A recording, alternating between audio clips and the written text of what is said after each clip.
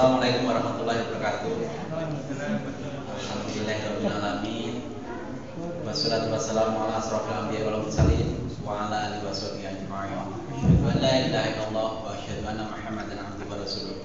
Allahumma sholli ala sayyidina Muhammad wa ala ali sayyidina Muhammad. Bertemu lagi di acara siaran langsung dari insyaallah calon masjid Mikro berawal dari sini, dan alhamdulillah seperti perkiraan kita kemarin, jamaah malam ini alhamdulillah banyak saf, yang belakangnya banyak malaikatnya sebenarnya. Dan sepertinya untuk Pak Ustadz Al-Ikhlas untuk sementara sampai malam ini. Nanti kalau Pak Ustadz rencananya mau jalan-jalan dulu ke usahakan di mana-mana, maksudnya untuk berdakwah.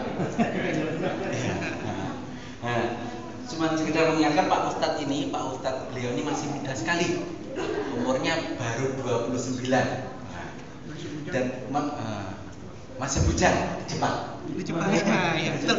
Oh, betul. Dan beliau ini tamatan di Mesir, Universitas Islam tertua di dunia Pak Ustadz ya. Dan untuk khusus malam ini akan membahas ini benar-benar bidangnya Pak Ustadz mengenai fikih yang sangat kita butuhkan di sini, yaitu tentang makanan, bagaimana kita makan. Karena katanya makanan di Jepang itu cuma ada dua kata, enak dan enak sekali. Nah itu kan luar biasa. Cuman kalau kita sebagai orang Muslim, nanti ini gimana ini ada wagyu ini boleh dimakan nggak? Kan ya repot juga nih. Nanti misalkan Pak Ketua KMI ini ada kedatangan tamu dari Indonesia, ini gimana ini? Padahal pengen makan wagyu yang enak ini, terus wah boleh nggak boleh, kan bingung.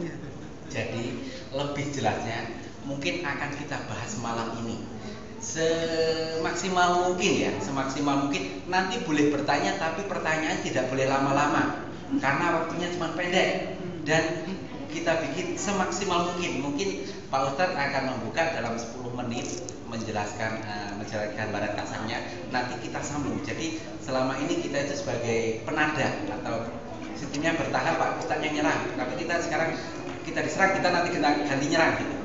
Gitu. Tanya jawabnya mungkin lebih ini. Ganti informasi, Mas. Ganti informasi. Yang selama ini itu Pak Ustadznya itu 4-3-3 menyerang, kitanya itu cuma 3 musuh 6-3-6 itu kan nggak ada pemain, itu kita bertahan aja karena kita serang. Mungkin tolong disiapkan pertanyaannya, dan pertanyaannya nggak boleh bulat. Pertanyaannya nggak boleh bulat, yang jelas dan gamblang gitu. Oke. Untuk Pak Ustadz kami mohon pencerahannya malam ini.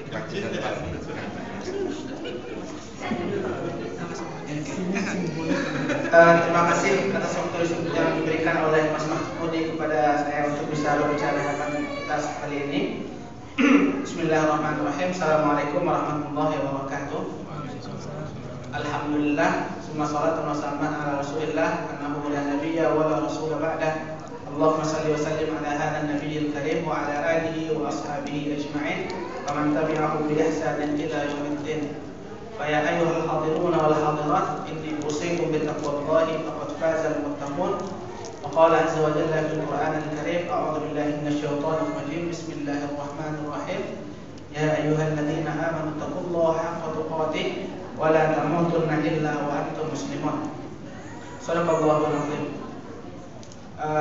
Bapak-bapak, ibu-ibu yang dimuliakan oleh Allah Subhanahu wa taala, alhamdulillah atas nikmat yang diberikan oleh Allah Subhanahu wa taala, kita telah bisa berbuka pada sore harinya, dan kemudian telah melaksanakan ibadah qiyam Ramadan. Mudah-mudahan hal itu menjadikan kita semakin dekat kepada Allah Subhanahu wa taala.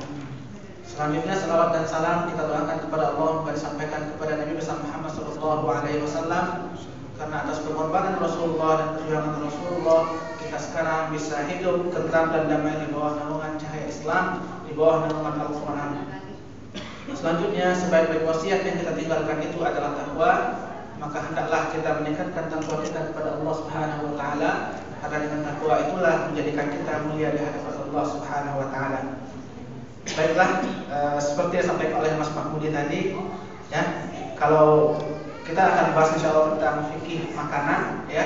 Tapi kalau di sini Ustaz akan serang, di sini Ustaz juga ada 2 orang. Nah, makanya kalau nggak Ustaz ini, Ustaz sana juga bisa menjawab. Nah, gitu. Yang pertama. Kalau megang nanti dikasih mic. Ya, karena Ustaz yang ini masih kecil. Sebenarnya kalau orang bilang ya, dalam kaidah juga dikatakan idza hadaral ma' batalat tayammum. Ya. Kalau seandainya kita bertayamum, kemudian datang air, maka tayamum itu tidak bisa digunakan lagi untuk sholat. Kita harus berwudu. Nah, kemudian kalau ada ustaz kecil, kemudian datang ustaz besar, seharusnya ustaz besar lah yang memberikan pengajian. Nah, seharusnya seperti itu. Tapi mungkin saya mohon maaf juga, tapi yang penting mudah-mudahan saya juga sebenarnya belajar. Nanti kalau salah ditunjukkanlah oleh ustaz ya. Kalau orang Minang adalah seperti ini. Si cerek di tapi banda, kok rabah tolong tegakkan. Abu ketek baru beraja, kok salah tolong tunjukkan. Artinya saya ini masih kecil dan sedang belajar. Kalau seandainya ada salah-salah dalam penyampaian dan sebagainya, ustaz besar lah yang menunjukkannya. Nah, seperti itu. Nah, kemudian kata Mas Mahmudi tadi, kalau makanan Jepang itu mahal, enak atau enak sekali. Tapi kalau bagi saya, masakan Jepang itu bisa bikin kanker atau sakurata. Ya. Kalau bahasa Inggrisnya kanker, kalau bahasa Jepangnya sakurata. Ya, kanker itu bikin karton kering, sakurata itu bikin uang habis. Ya kan, sakunya rata gitu kan. Ya. Tapi terlepas dari itu memang masakan Jepang enak-enak sekali. Nah, karena beberapa hari ini saya ditraktir makan Jepang, alhamdulillah. Semoga Allah memberi keberkahan bagi orang yang telah membukakan saya dan kemudian melimpahkan pahala itu bagi orang yang telah membukakannya. Baiklah Bapak Ibu yang dimuliakan oleh Allah Subhanahu wa taala. Dasarnya adalah firman Allah Subhanahu wa taala dalam surat Al-Baqarah ayat 168. Ya ayyuhan nasu kulu mimma fil ardi halalan thayyiban wa la tattabi'u khutuwatis syaitan innahu lakum aduwwun mubin. Wahai sekalian manusia, makanlah apa yang ada di bumi yang halal dan lagi baik, dan jangan kamu mengikuti langkah-langkah syaitan, karena sesungguhnya syaitan itu merupakan musuh yang nyata bagimu. Nah, dari ayat ini dapat kita pahami bahwasanya makanan yang dibolehkan oleh Allah bagi manusia untuk dikonsumsi itu memiliki 2 syarat ataupun 2 kriteria. Yang pertama, makanan itu halal, yang lawannya adalah haram. Yang kedua, makanan itu adalah thayyib, lawannya itu adalah al-khaba'is ataupun yang jelek. Yang dikatakan makanan yang halal yaitu makanan yang dibolehkan oleh Allah Subhanahu wa taala untuk dikonsumsi bagi manusia, yang telah dijelaskan Allah dalam Al-Qur'an dan kemudian dijelaskan oleh Rasulullah SAW pada hadisnya. Sedangkan makanan yang thayyib itu adalah makanan yang sesuai dengan ketentuan agama dan kemudian memberikan kecukupan gizi bagi yang kita butuhkan dan kemudian juga tidak merusak kesehatan. Nah, itu dikatakan dengan baik. Maka 2 itu halal dan thayyibah, ya. Makanan itu mesti halal dan kemudian juga makanan itu mesti baik. Nah, melihat aspek kehalalan makanan itu seperti apa saja, ya. Makanan itu dihalalkan dari apa saja. Ada 4 aspek. Yang pertama itu dari segi zatnya, ya. Zat yang kita makan, zat yang kita konsumsi atau zat yang kita masukkan ke tubuh kita masing-masing. Ya, seperti binatang ternak yang dibolehkan seperti ayam, kambing, sapi dan sebagainya. Kalau tanaman itu, tumbuhan itu seperti biji-bijian, sayur-sayuran dan sebagainya. Itu zatnya memang dihalalkan oleh Allah Subhanahu wa taala dan zatnya pun juga thayyib, ya. Artinya zat itu memberikan nutrisi atau mencukupi segala gizi yang kita butuhkan, baik berupa protein, berupa vitamin, mineral dan sebagainya. Nah, kemudian hanya beberapa jenis binatang saja atau beberapa ketentuan saja yang diharamkan oleh Allah Subhanahu wa taala. Sebagaimana dijelaskan Allah dalam surat Al-Maidah ayat 4, "Hurimat 'alaikumul maitatu wad-damu wa lahmul khinziri wa ma uhilla li ghairi Allahi bihi wal munkhaliqatu wal mawqudatu wal mutaraddiyatu wan natihatu wa ma akala as-sab'u illa ma dzakaytum wa ma dhubiha 'ala al-nusubi wa an tastaqsimu bil azlam."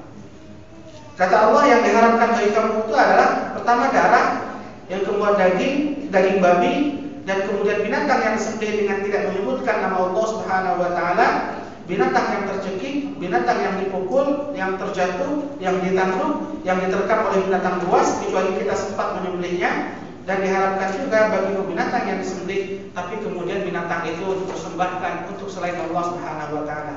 Artinya kita sembelih sapi, kita sembelih ayam, kita sembelih kambing, tapi kita jadikan ayam, sapi ataupun kambing itu sebagai sesajen. Nah, maka binatang-binatang seperti itu tidak boleh dimakan, ya. Meskipun zatnya halal. Kambing kan nggak ada yang mengharamkan kambing, ya. Nggak ada yang mengharamkan kuda, kecuali bisi-bisi kuda, nggak ada yang makan, ya.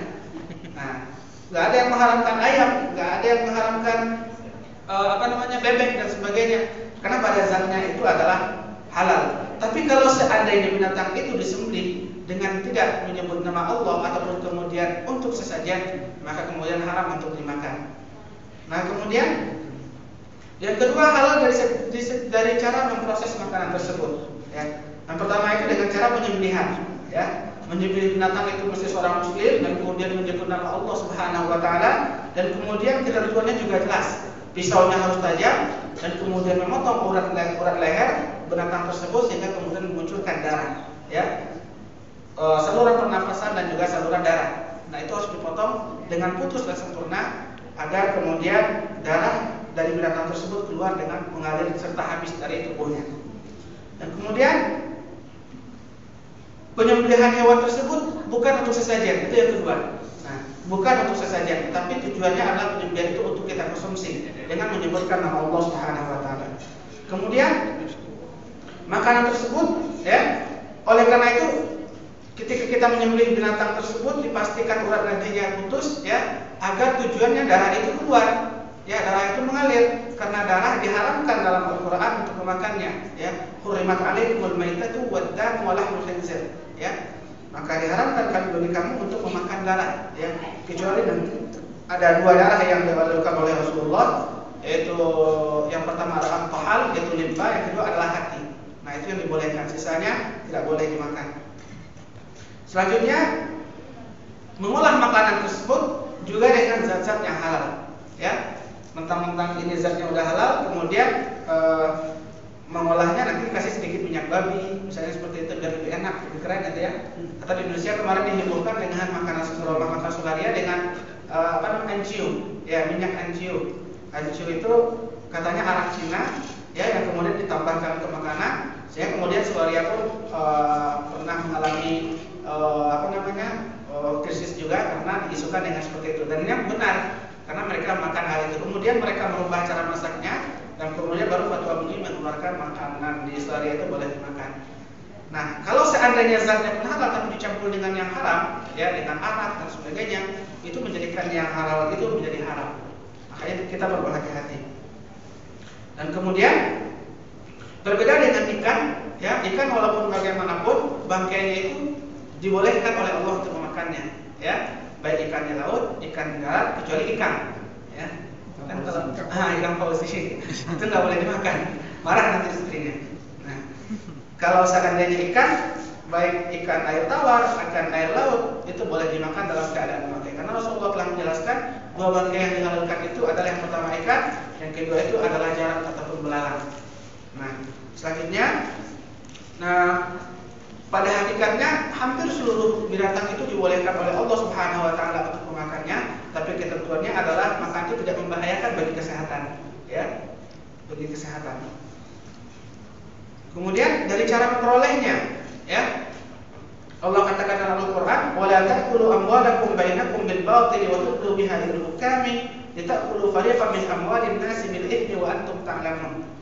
Dalam surah Al-Baqarah ayat 188 Allah mengatakan, dan janganlah sebagian kamu memakan harta sebagian yang lain dengan jalan yang batil, atau janganlah kamu membawa urusan tersebut kepada hakim supaya kamu dapat memakan sebagian harta benda orang lain itu dengan jalan berbuat dosa, padahal kamu sendiri mengetahuinya, ya.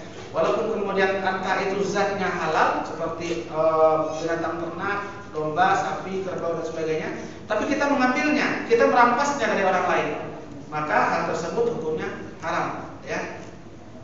Allah tegaskan, ya ayyuhalladzina amanu la ta'kulu amwalakum bainakum bil batil illa an takuna tijaratan an taradin minkum. Allah juga melarang kita untuk memakan makanan dengan cara yang batil, mengambil ataupun merampas hak-hak orang lain, kecuali kita melakukan transaksi yang itu saling reda meredai, saling suka menyukai dan saling ada unsur kerelaan. Kemudian yang terakhir itu adalah minuman yang haram, ya. Tidak minuman haram itu minuman yang dilarang oleh Allah Subhanahu wa taala untuk meminumnya ataupun untuk meneguknya. Di antaranya itu adalah khamar yang telah dijelaskan Allah dalam Al-Qur'an. Innamal khamru wal maisir wal ansab wal azlam rijsun min 'amali syaitan fajtanibuh. Sesungguhnya dalam khamar itu, dalam arak itu, kalau orang Jepang bilangnya sake gitu ya. Nah, yang bikin kita sakau. Nah, itu pada hakikatnya diharamkan oleh Allah Subhanahu wa taala karena dalam minuman tersebut akan menimbulkan kemudaratan yang besar. Innama yuqi'a bainakumul adawata wal baghdha'a fil khamri wal maisir.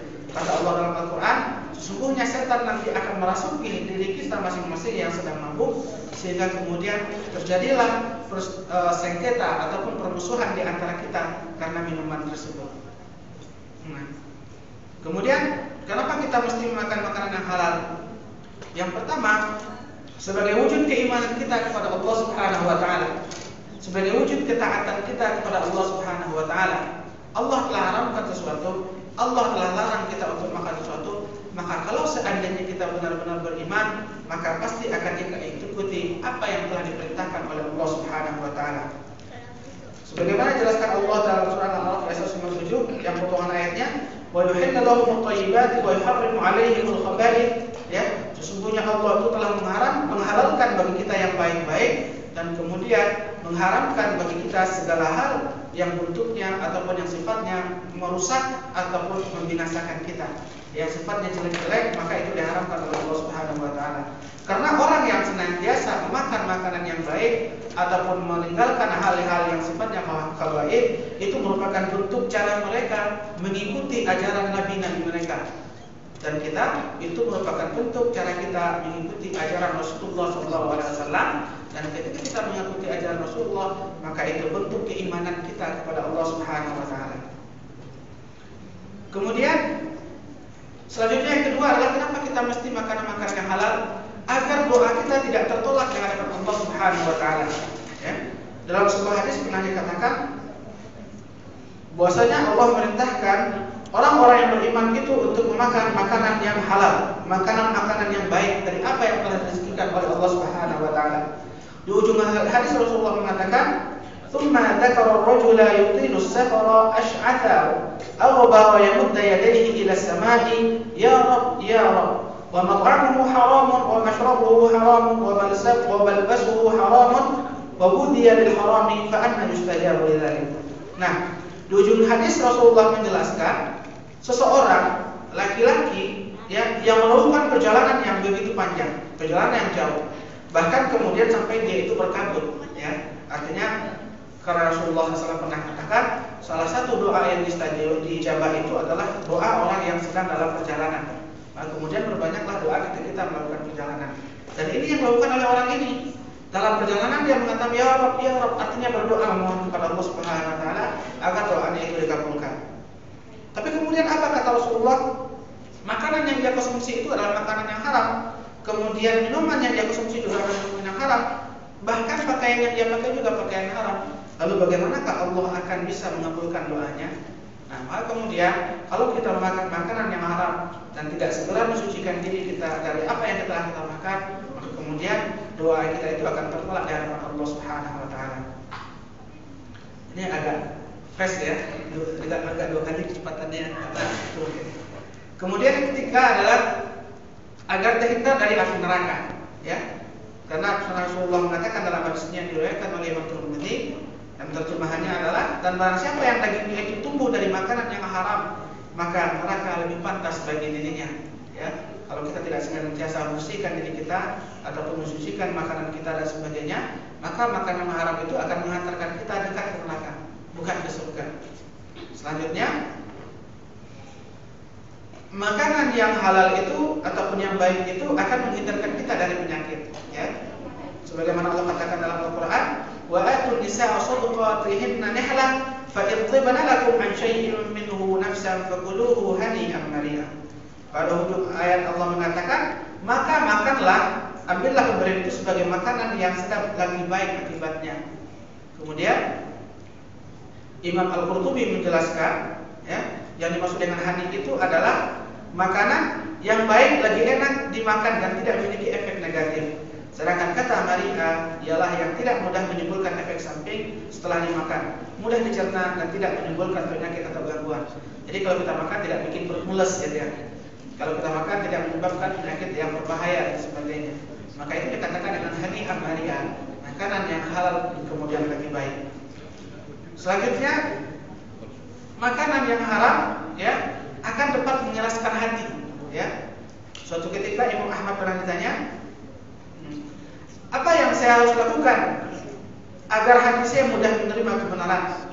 Maka Imam Ahmad berkata, makanlah makanan yang halal ya, makanlah makanan yang halal. Maka dengan demikian hati kita akan melunak dan kemudian akan menerima ilmu ataupun pelajaran yang kita peroleh dalam kehidupan kita sehari-hari.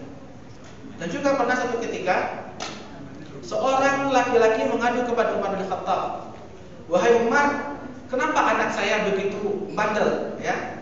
Kenapa anak saya begitu durhaka kepada saya? Ya. Lalu Umar bertanya, sudahkah kamu berikan hak-haknya? Ya. Apa yang mestinya menjadi kewajibanmu? Oh, ada juga ya haknya ya, ada kewajiban saya yang mesti tunaikan. Iya, kata Umar. Apakah itu? Yang pertama kata Umar, sudahkah kamu memilih istri yang baik sehingga kemudian kamu akan melahirkan generasi yang baik? Dan yang kedua, sudahkah kamu memberikan makanan yang halal sehingga kemudian anak itu patuh, hatinya lunak, segera menerima apa yang kamu sampaikan? Dan yang ketiga, sudahkah kamu memberikan nama yang baik bagi anakmu? Nah, kalau seandainya itu sudah, maka kemudian insya Allah anakmu akan baik. Makanya ini yang masih bujang, ya, saya masih bujang tadi ya? Oh iya. Iya. Untuk waktu Tokyo ya. Nanti kalau kembali waktu Indonesia Barat udah berdua lagi. Nah, maka bagi yang bujang dianjurkan untuk memilih wanita yang baik, ya, karena wanita itulah yang akan melahirkan keturunan-keturunan yang baik. Itu sudah ditentukan dari awal. Jangan kemudian kita salahkan anak kita saja, ya. Kamu kok bandel amat sih? Gini gitu. Enggak mau dibilangin dan sebagainya. Tapi sebenarnya sudahkah kita mencari pasangan yang baik? Yang baik tidak baik wajahnya saja, tapi ditambah baik wajahnya akan lebih baik, ya. Tapi wajib yang pertama itu adalah kata Rasulullah, nikahilah perempuan itu karena 4 hal.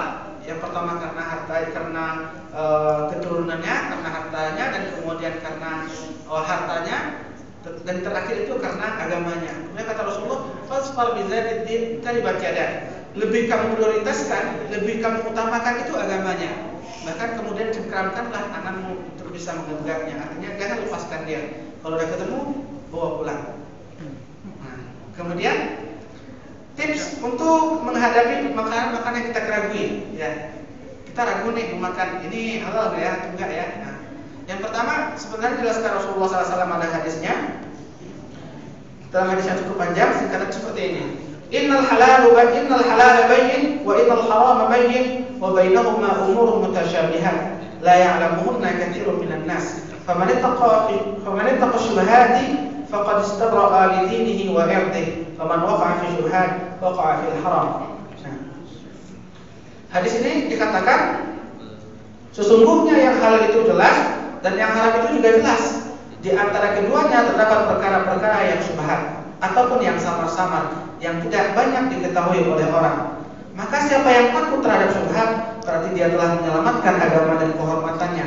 Dan siapa yang terjerumus dengan perkara-perkara yang syubhat, maka akan terjerumus dalam perkara-perkara yang diharamkan. Nah, kalau seandainya makanan itu kita keragui dan kita anggap syubhat, maka sebaiknya kita tinggalkan. Tapi kalau seandainya jelas halalnya, sebaiknya kita makan. Tapi kalau seandainya jelas haramnya, juga sebaiknya dan jelas tidak ada keraguan lagi kita untuk meninggalkan. Tapi kalau seandainya ada keraguan, maka tinggalkanlah. Itu yang pertama.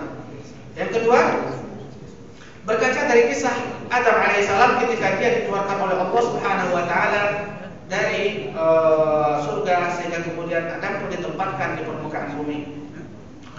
Intinya adalah bagaimana kita mengutamakan keimanan, ketaatan kita kepada Allah Subhanahu wa taala dalam memilih makanan daripada hanya untuk memenuhi sekadar keinginan. Mana? Kita harus bedakan mana yang sebenarnya ketentuan Allah Subhanahu wa taala, mana sebenarnya yang lebih baik menurut kita dari Allah Subhanahu wa taala, tapi hanya memenuhi sekedar keinginan, ingin makan ini, ingin makan itu dan sebagainya. Ya, dalam surat Al-A'raf telah dijelaskan oleh Allah Subhanahu wa taala bagaimana Adam dikeluarkan. Ketika Adam dirayu oleh syaitan, ya, sehingga Adam lupa dengan apa yang telah ditetapkan oleh Allah Subhanahu wa taala, wala taqrabu hadhihi asy-syajarah. Janganlah engkau kemudian mendekati pohon ini. Tapi kata malaikat, kata setan, sesungguhnya Allah itu melarangmu agar kemudian bisa kamu tidak menjadi seseorang yang lebih kekal di surga dan sebagainya, agar kamu tidak menjadi malaikat. Karena Adam memperturutkan keinginannya, hanya sekedar keinginan saja, tanpa kemudian perhatikan hal-hal yang akan terjadi setelahnya, padahal Allah telah mencegahnya, Allah telah melarangnya, kemudian penyesalanlah yang timbul. Ya, artinya ketika kita dihadapkan antara ketaatan dengan hanya sekedar memenuhi keinginan kita, pasti itu akan berujung dengan penyesalan. Kok kenapa saya ikut dulu ya? Enggak ya. Nah, kecuali kondisi kita terdesak atau kecuali kondisi kita dalam keadaan tertentu, maka itu dibolehkan. Karena Allah katakan, "Faman ittaqa'a ghayra baghin wa la 'adin fala itsma 'alaihi." Maka siapa yang terdesak ataupun kondisinya kepepet dan sebagainya, maka boleh dia memakan itu, bahkan melakukan hal-hal yang dilarang oleh Allah Subhanahu wa taala, tapi hanya sesuai dengan kebutuhannya. Nah, itu beda kondisi. Dan kemudian yang terakhir, berdasarkan kepada hadis yang dikatakan oleh Wabisah, ya, Wabisah bin Ma'bad pernah mengadu kepada Rasulullah SAW.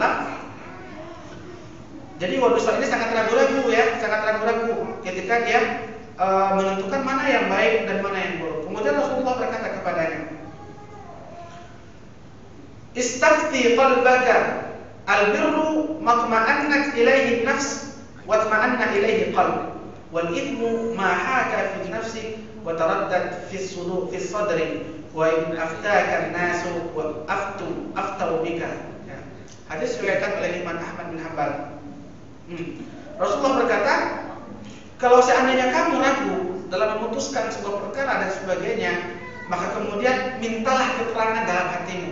Ya, kita bertanya ke lubuk hati kita yang paling dalam. Ini boleh nggak sih? Kira-kira kalau saya makan akan ada penyesalan nggak? Ya, kalau saya makan akan menimbulkan was-was nggak? Nah, kemudian kata Rasulullah, sesungguhnya kebaikan itu adalah apa yang membuat jiwa dan hatimu menjadi tenang. Ya, sedangkan dosa adalah apa yang membuat jiwa merusak dan dadamu menjadi bimbang. Walaupun manusia telah memberikan fatwa bagimu. Ya, jadi kalau kita makan ini, hati kita tenang nggak? Kalau seandainya malah resah, ya, kalau saya akan makan ya resah, kalau saya was-was dan sebagainya, maka sebaiknya kita tinggalkan. Berarti hal itu akan menimbulkan efek negatif setelah itu. Tapi kalau ada tenang, silahkan dimakan. Nah, mungkin saja dulu. Nah, silahkan. Nggak sabaran nih Mas Mahmud. Silahkan. Agak santai aja. Saya lihat ibu-ibunya dari tadi itu udah nggak sabar gitu, Pak. Oh, gitu. Ini Sudah kayaknya Mas Mahmud ini sudah berunding masing-masing, kita mau tanya apa itu sebenarnya gitu. Jadi mungkin lebih santai aja, Pak. Oke. Lebih Saatnya santai minum dulu aja. Sambil minum aja. Oh.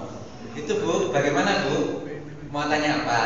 Katanya Bu, ada beberapa tip untuk mendapatkan makanan yang baik dan halal. Itu diantaranya kalau kita ragu ya kita tinggalkan. Maksudnya ragunya itu dimasak dengan matang apa enggak, apa gitu loh. Apa gimana ya Pak Kiai? Nah itu kan perlu dijelaskan. Apa? Tapi yang jelas itu di sini Pak Kiai. Kita itu kalau di restoran Jepang itu, yang sering kita hadapin itu dagingnya kan enak-enak Pak Kiai. Iya. Enak-enak. Kalau nanti kita harus nyari ke Singkokubo apa di mana itu, dagingnya itu agak apek dan ulat gitu Pak Kiai. Kalau yang mau yang lembut terus manyus itu ya yang wagyu gitu. Nah itu bagaimana ya Pak Kiai? Terus kita tahu banget, kita nggak tahu persis ya. Kalau saya yakin itu disembelih pasti disembelih. Cuma saya juga yakin kalau itu tidak untuk tumbal, karena orang Jepang itu nggak kenal tumbal ya. Nah, gitu. Tapi kalau baca bismillah apa enggak itu saya tidak yakin kalau mereka itu baca bismillah Pak Kiai. Itu bagaimana? Sedangkan dagingnya itu udah jelas-jelas terkenal sangat enak sekali. Nah, itu gimana Pak Kiai? Oke. Nah, terima kasih jawaban pertanyaannya. Kalau seandainya kurang nanti bisa ditambahkan oleh Ustaz. Apa perlu kita udahin sekalian? Oh, Ya, silakan. Tapi sebenarnya kullu qaulin yu'khadhu wa yutrak illa li sahibi hadzal qabr, itu kata Imam Malik ketika beliau berada di kuburan Rasulullah SAW. Setiap perkataan itu berhak atau boleh-boleh saja kita ambil ataupun kita tinggalkan, kecuali perkataan yang keluar dari orang yang ada di makam itu, di kubur ini. Maksudnya itu adalah Rasulullah SAW. Jadi pun nanti kalau perkataan saya yang keliru, mudah-mudahan bisa diluruskan oleh ustaz kita. Nah, tapi intinya seperti ini. Kalau saya menilai binatang tersebut mesti disembelih, walaupun kemudian penyembelihannya itu tidak menyebut nama Allah Subhanahu wa taala. Makanya kemudian makanan yang binatang yang disembelih ya, itu akan mengeluarkan ataupun mengucurkan darah.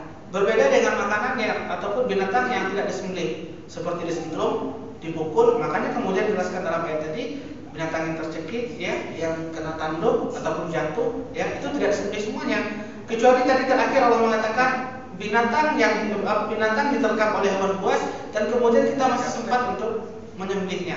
Artinya kita masih sempat untuk mengucurkan darahnya.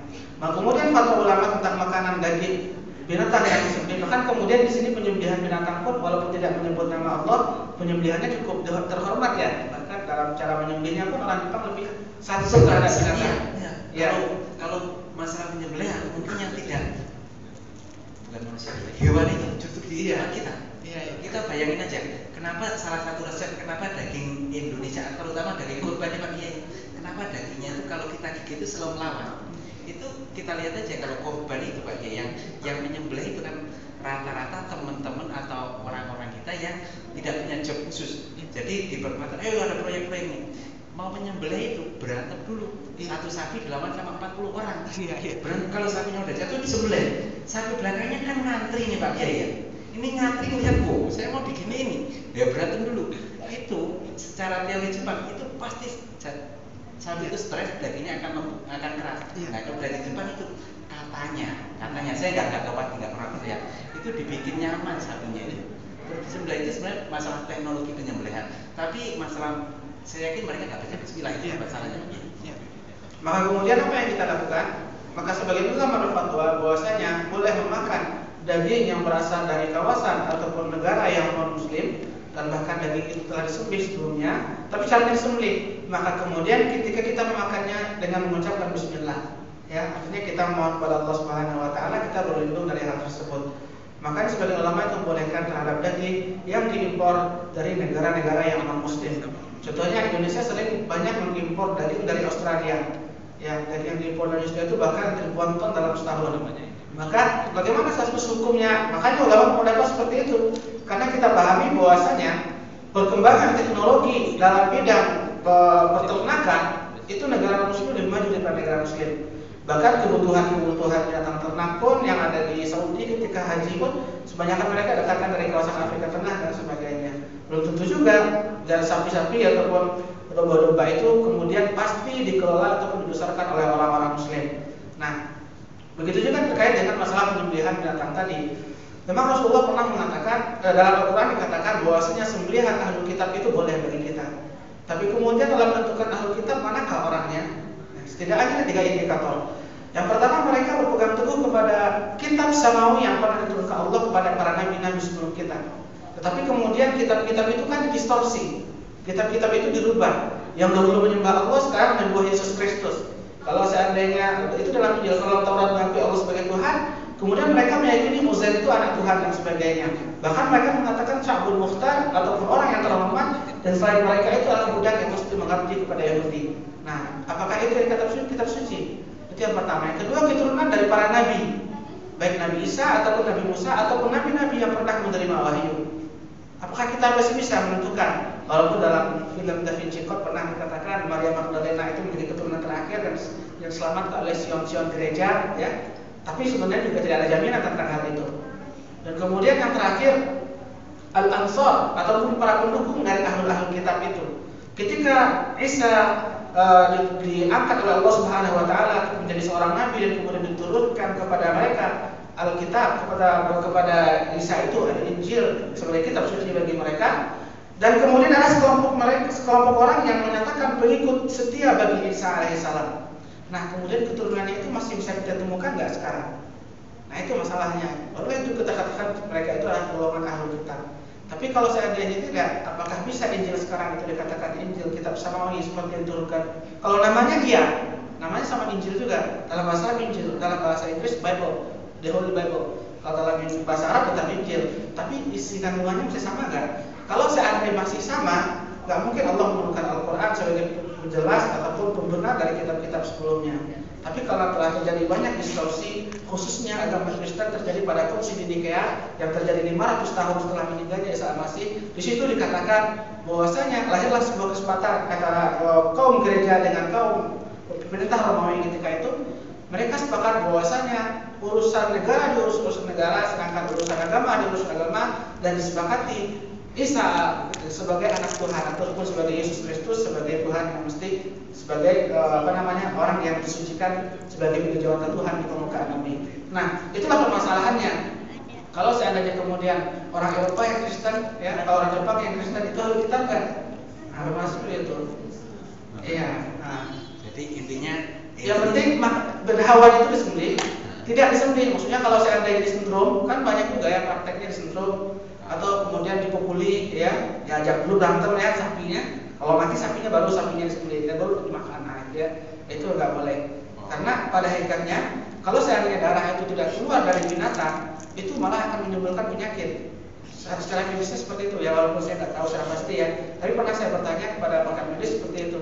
Kalau seandainya darah itu tidak keluar dengan sempurna dari binatang yang kita sembelih, maka itu akan melahirkan penyakit.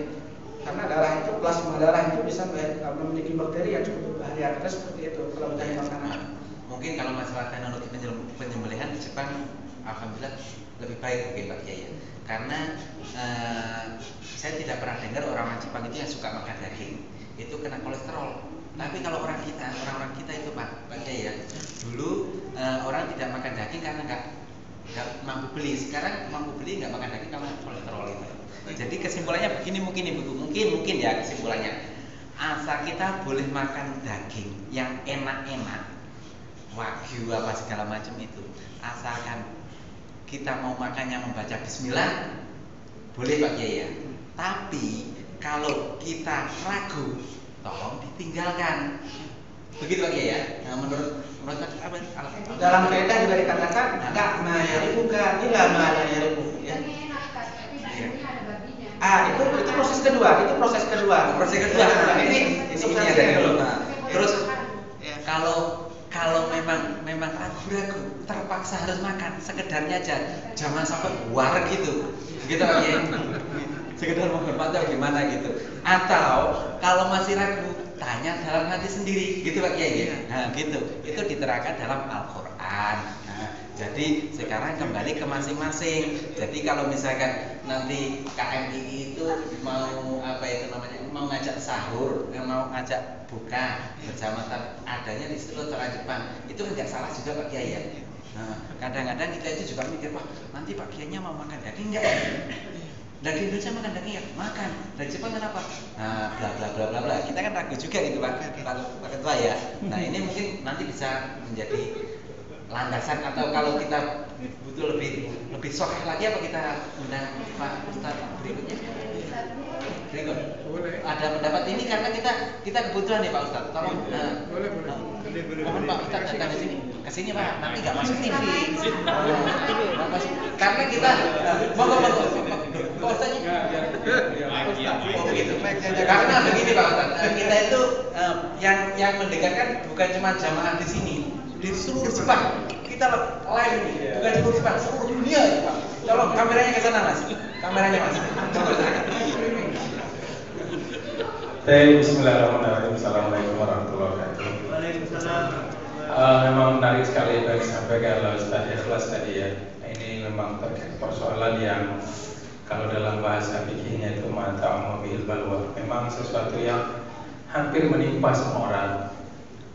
Tadi directly saja pada pokok persoalan masalah sesembelihan ya.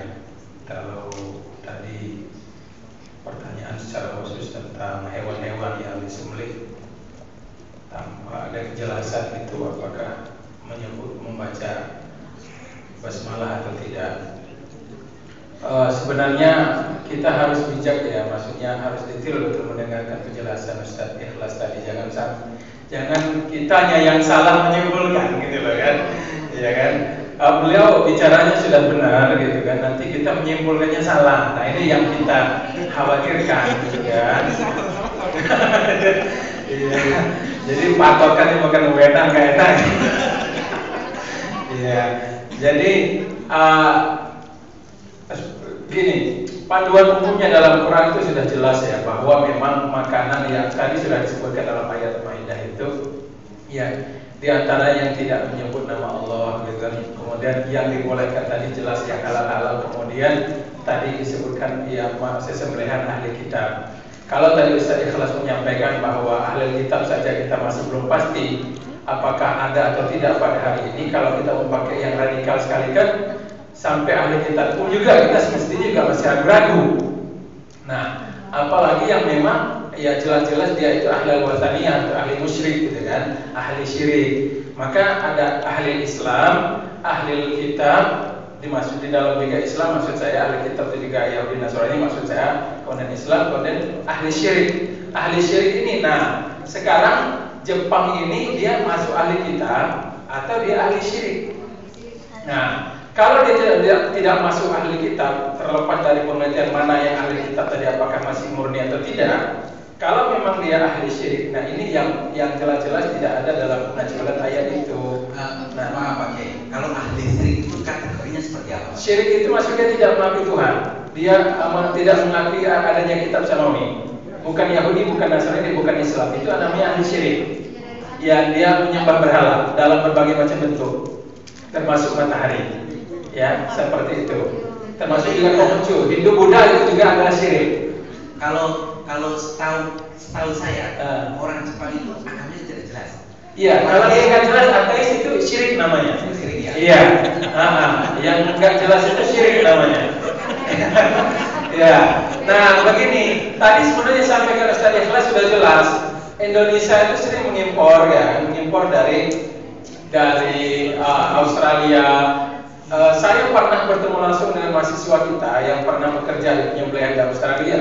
Dikatakan bahwa memang di Australia itu daging-daging yang diimpor oleh negara-negara Islam itu semuanya adalah prosesnya sangat Islami. Jadi betul-betul disembelih oleh pekerja Muslim. Bahkan beliau mengatakan waktu itu, Pak Nadir katanya, kalau di Indonesia orang yang beli sambil merokok itu biasa katanya. Tapi jangan berharap Anda akan lihat di Australia itu orang nyembelih sambil merokok. Kalau ada orang nyembelih di sesembelihan Muslim itu sambil merokok, itu sembelihannya dianggap sudah nggak halal.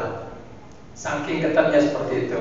Jadi memang Ustaz, yang kita datangkan dari negara Australia, Brazil, dan beberapa negara-negara itu memang biasanya memang sudah dipastikan karena akadnya itu adalah bisnis. Mereka pun juga biasanya minta seperti apa yang kita inginkan. Kalau disembelih oleh Muslim, disembelih oleh orang Muslim. Jadi memang halal. Nah, persoalan tadi kita di sini, yang ini lagi-lagi fikih itu kan kaidah. Kalau kita darurat dia akan melapang, kemudian kalau dalam keadaan lapang, fikih itu dia akan menyempit, akan ketat. Nah, kita di Jepang persoalan yang paling pokok tadi, kalau tadi sampai ke Ustaz Ikhlas, betulkah kita di sini tidak bisa memakan daging yang halal? Itu kan pertanyaannya. Kalau memang kita di sini merasa sudah tidak ada lagi daging yang halal, nah, saya juga nggak tahu apakah memang pertanyaan itu benar atau jawabannya jujur apa enggak. Ya kayaknya saya lihat di Jepang ini sama dengan di Korsel, banyak juga orang-orang yang menjual daging halal sesembelihan. Artinya memang yang beli itu orang Muslim. Jadi tetap harus itu diprioritaskan Bapak dan Ibu sekalian. Sebab ini persoalan makanan tadi sudah disampaikan Ustaz Ikhlas. Memang ini kaitannya bukan hanya enak, bukan hanya kepepet, tapi juga tadi ada mudorot dan segala macamnya. Mungkin itu saja Ustaz Ikhlas, sekedar menambahkan saja. Sharing, mohon maaf. Assalamualaikum warahmatullahi wabarakatuh. Ada tahu. Yang penting masih bisa membatalkan apa ya kan? Enaknya doang yang cuma bilang. Ya, itulah penyampaian yang disampaikan oleh Ustaz Nadir Syah. Dan itulah penyampaian yang sebenarnya. Dalam artian seperti ini juga, sebenarnya ada 3 tingkatan kondisi manusia ketika dia boleh mengkonsumsi atau tidak. Yang pertama adalah level daruriyat, itu sangat kritis ataupun emergensi. Yang kedua adalah hajat, menjadi kebutuhan atau yang menjadi sesuatu yang sangat kita lumrah kita lakukan dalam kehidupan kita sehari-hari. Dan yang terakhir itu adalah taksiniat. Nah, kalau seandainya makan daging itu hanya dalam level taksiniat, masih ada ataupun yang sifatnya tersier atau kebutuhan mewah, masih ada alternatif lain yang bisa kita lakukan, yang kita pilih, maka itu lebih baik. Karena memilih makanan yang baik itu juga merupakan perjuangan kita dalam rangka mendekatkan diri kepada Allah Subhanahu wa taala. Tidak hanya memperturutkan hawa nafsu, karena kita sering ini ya, hanya sekadar memperturutkan hawa nafsu, sepertilah apa yang terjadi pada Adam alaihissalam sehingga berakhir pada penyesalan. Tapi kalau seandainya kemudian makanan itu menjadi kebutuhan kita, al-hajah, dalam kaidah lain dikatakan al-hajatu tanzilu manzilatat darurati amatan kanat al-khassah. Kalau seandainya itu menjadi hajat, sebuah kebutuhan bagi kita, dan kebutuhan itu terus berulang, dan kemudian kebutuhan itu kita penuhi, bisa sebenarnya kalau sekali saja, tapi kalau beriring-iringan terus-terusan, maka kemudian kita akan susah. Ya, seperti kata Ustaz tadi, kalau fikih itu dia dalam keadaan sempit dia melapang, keadaan lapang dia mengecil. Nah, kemudian ada keringanan yang kita boleh lakukan. Terakhir dalam kondisi emergensi, bahkan memakan babi pun boleh.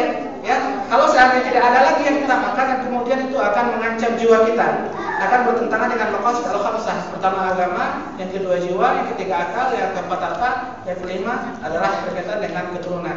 Kalau seandainya kemudian kita tidak makan, contohnya kita makan, kita keselak, kemudian cekek gitu ya, tidak ada lagi yang bisa kita minum yang bisa menghilangkan kesal kita. Kalau kita tahan begitu saja, maka akan membuat kita terancam nyawanya. Yang ada cuma sake, ya minum aja sake, ya agar kemudian hilang. Tapi wah enak ya, terus agak gitu ya. Tapi hanya sekedar kebutuhan saja. Faman ittara ghayra baghin wala 'adin fala ithma 'alaihi. Siapa yang kemudian terdesak, kemudian kondisinya seperti ini, ya maka kemudian dibolehkan itu dalam tataran doruriyat, sangat emergensi, ya yang darurat ya, sangat emergensi.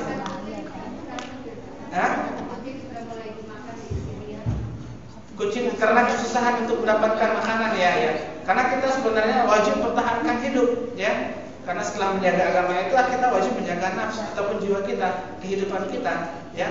Lalu kemudian kita wajib menjaga akal, kemudian kita wajib menjaga harta, dan kemudian terakhir kita wajib menjaga keturunan. Maqasid al-khamsah dan dijelaskan oleh Imam Al-Juwayni dalam kitab Al-Burhan, dan kemudian dijelaskan oleh Al-Ghazali dalam kitab Al-Mustasfa, dan kemudian dijelaskan lebih rinci lagi oleh Imam Asy-Syatibi dalam kitab Al-Muwafaqat. Itu sangat jelas sekali. Ini seperti itu sih. Alhamdulillah. Guys, ini memang ada mau tanya nanti, tapi sambil bulat ya.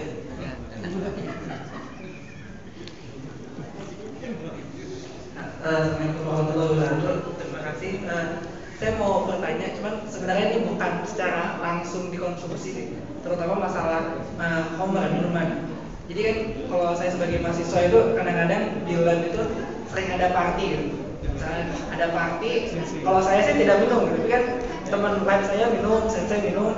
Nah, tapi yang jadi permasalahan itu kadang-kadang biaya party itu kadang-kadang dipukul rata atau kadang-kadang saya ikut menyumbang berapa gitu. Jadi misalnya total makanan habis 10.000 gitu, itu melingkupi sake dan lain-lain itu kita ikut bayar juga. Nah, pertanyaannya apakah itu diperbolehkan atau tidak? Itu aja. Terima kasih. Kalau dalam kondisi itu saya melihat karena kita terikat dengan kondisi di mana kita berada ya, kita harus menjaga hubungan baik kita dengan teman-teman dan juga guru kita. Boleh-boleh saja, asal jangan kita ikut minum, itu aja. Kita jangan minum. Kalau kita mau minum bawa sendiri air putih, kita bikin namanya sake, ya kan? Nah, nanti kalau minum sake atau taruh aja di botol sake yang sudah dibersihkan kan, ini sakenya Indonesia. Nah, jadi kita minum itu aja, karena seperti itu. Tapi kalau yang penting kan jangan meminum apa yang telah memang diharapkan Allah Subhanahu Wa Taala. Tapi kalau kita terpaksa kondisi seperti itu harus ikut patungan dan sebagainya. Karena kondisi itu menurut saya boleh-boleh saja. Yang penting kita tidak ikut mencampuri atau memakannya seperti itu. Karena itu bentuk muamalah kita ataupun bentuk interaksi kita dengan orang yang ada sekitar kita, termasuk dengan guru kita sendiri. Oke, jelas Mas ya. Jadi kalau kita oke, pokok. Terakhir ya.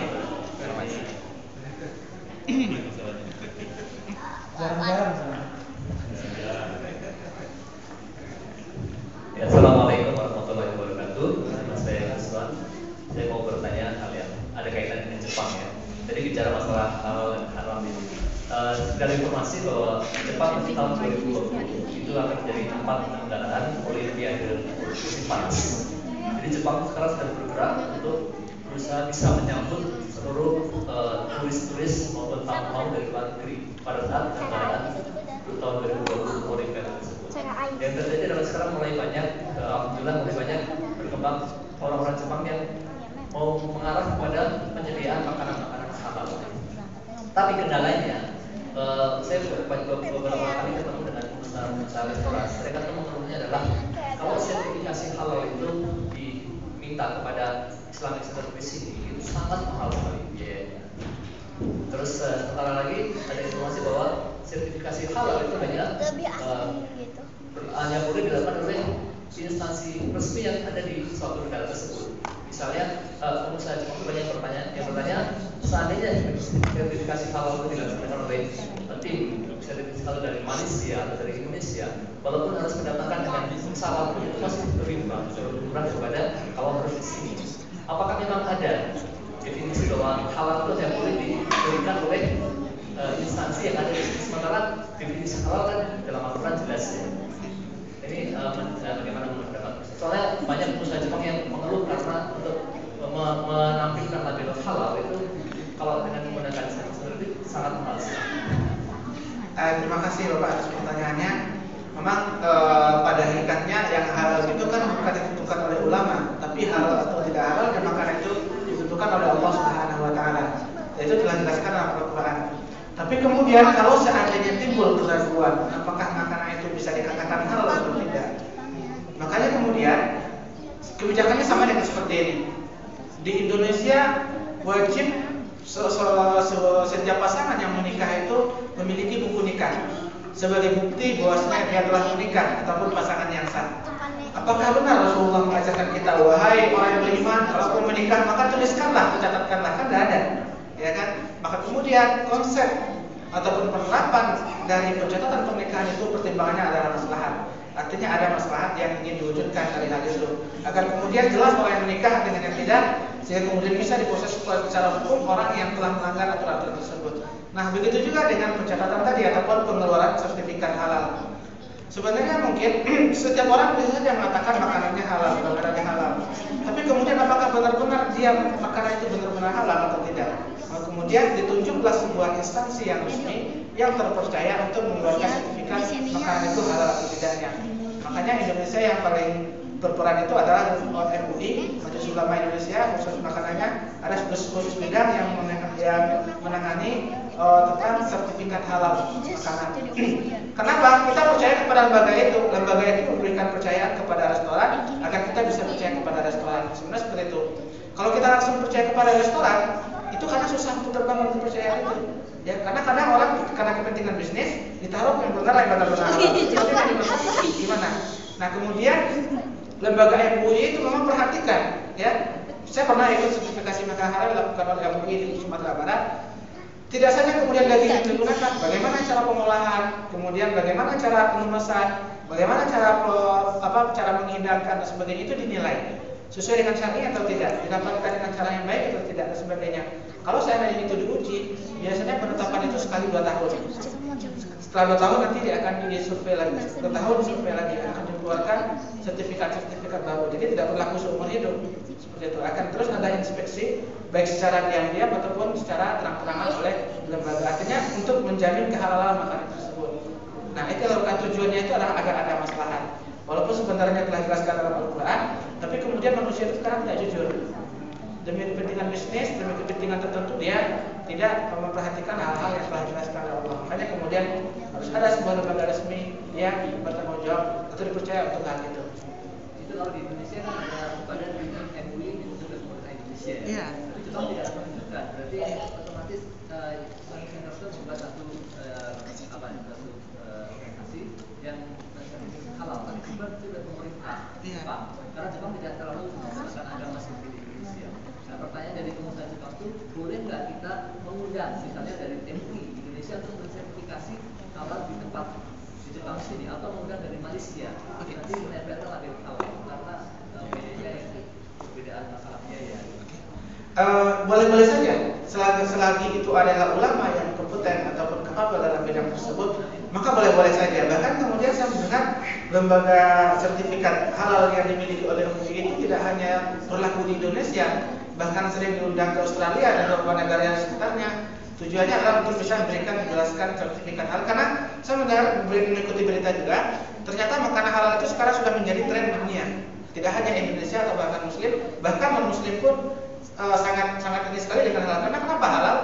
Tidak hanya caranya, kemudian kehigienisan makanan, ya, kemudian ke terjagaan nilai kalori ke sebagainya itu sangat dikontrol oleh lembaga ini. Maka kemudian makanan halal itu menjadi tren makanan dunia. Maka kemudian boleh saja. Syaratnya yang pertama dia memang harus ulama, majelis ulama yang memang memiliki. Kemudian majelis ulama pun tidak cukup dengan ulama saja sebenarnya, tapi kemudian ada ahli gizi, ya, ahli medis dan sebagainya yang bisa memastikan makanan ini halal terbaik. Bahkan orang teknik pun ikut, ya, orang teknik pun ikut. Teknik kimia tentunya. Kemarin yang masuk dalam gabungan majelis tim sertifikat halal di Sumatera Barat itu namanya Profesor, saya lupa. Beliau itu juga lulusan teknik kimia di Jepang, saya lupa. Beliau orang Minang, teknik kimia di Jepang, sekarang dosen di UNAN. Dan memang itu dilibatkan karena memang dia tahu ini berbahaya, ya. Kadang orang bikin borak, masukin borak untuk makanan, untuk pengawet dan sebagainya, formalin dan sebagainya, gitu ya. Kan sangat-sangat tidak terjaga, sangat membahayakan kesehatan, bikin kanker yang sesungguhnya, ya kan? Atau bahkan menggunakan hancur, warna tekstil dan sebagainya. Nah, kemudian inilah tim ini kemudian bekerja secara resmi bisa memberikan sertifikat. Dan sertifikat itu kita gunakan sebagai bahan percaya. Kalau di Malaysia memang seperti itu, lebih ketat di Malaysia, ya. Tapi kalau kita di Indonesia seolah seluruh orang Muslim itu telah terjaga, tapi kemudian dilakukan inspeksi terhadap makanan-makanan khususnya yang ada di kaki lima itu ternyata prosesnya sangat berbahaya sekali. Dan bahkan kalau seandainya dikonsumsi dalam jumlah sekian dan sekian, umur sekian anak-anak kita itu udah kena kanker atau penyakit yang sangat berbahaya. Ya, seperti kasus Indonesia ada ayam tiren sebagainya, ya, ada penggunaan borak, ya, dan sebagainya, sangat berbahaya. Makanya penting sekali lembaga itu di Indonesia. Seperti itu. Terima kasih. Ini kalau kita ikutin sampai pagi ini.